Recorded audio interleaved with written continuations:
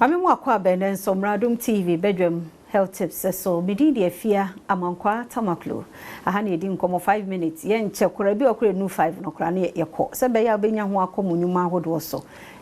because you say nkwa hia no munya time ntenase tie de ato am weekdays 5 minutes o hwe wo dware nkora na wo fa ho na wo tie oho ebeboa ye nyina se ye we ntem aka na yare bebre abafom ya dokotafo ne ya nurse fo ye do mo se na menya ho abetena dog animu by this time ka ubehu no abre nso no matse niema bebre asinti e de apomuden no abenye nti utie bi pe na wo hunu niema bia na watu ana monko hospital Dr. Makudua ene de di nkomwe dog na se na se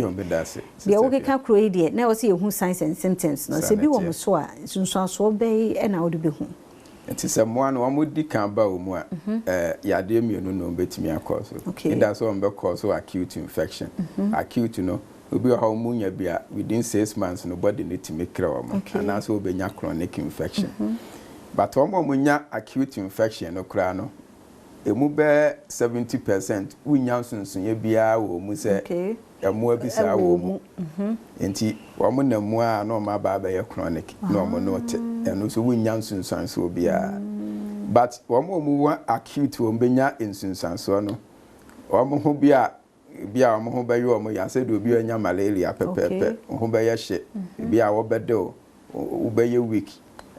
kakra bi no omo eni so aye yellow jaundice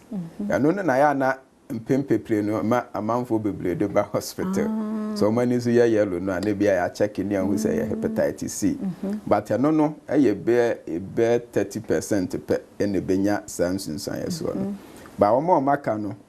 ensunsan yeso bia eni ho na emoa no ebewo mu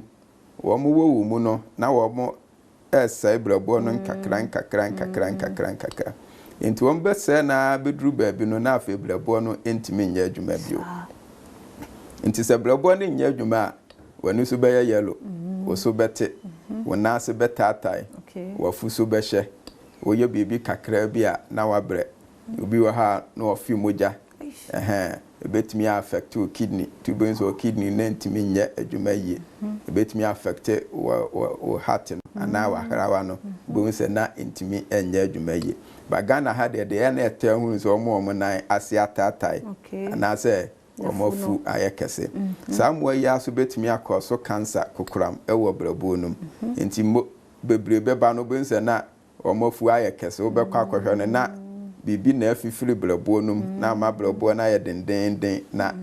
eda wo moyam enti sansunsun so we pa na hepatitis C mu no eba ya na wo behu ana se ebeche for how long asa na da no ho no ebeche on se kokuram e koso a exatekete na afi ye kese obi o ha obenya ensunsun so se bibi nkoso yie no akwakoto adranum na ne ho ato no ne nam hosa enti bebre no bedru hospital na cheze akwa achiri ansa no do beba hospital ni ehun se ye kokuram ba hepatitis C no de mostly no eno emma symptoms bia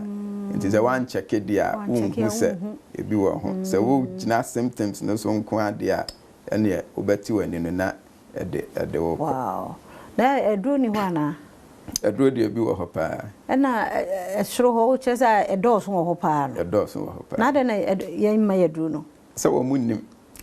wo munnim no ma anti se ye dia ye benya edru na no sanete okay sanete yo ochenya mbo ebeto aso enti wa wonsa asamna yake ehu bia animu so wa hu dia ene de wo bekọ na se wo hunu na abaji hu edru no mu a wona ati we timu hwe ehu ye pa bani age nkomo we hu mididi ye se onso ani age hu fasedama endpoint Homeopathic clinic and now what ye bebia hospital bia boru no akọ so akọ check se hepatitis B no ana C no ana A no se from A to E no yenyina ye nkonko cheke number no 0244867068 ochna nkwa hoden wo ho akanya ho de ento so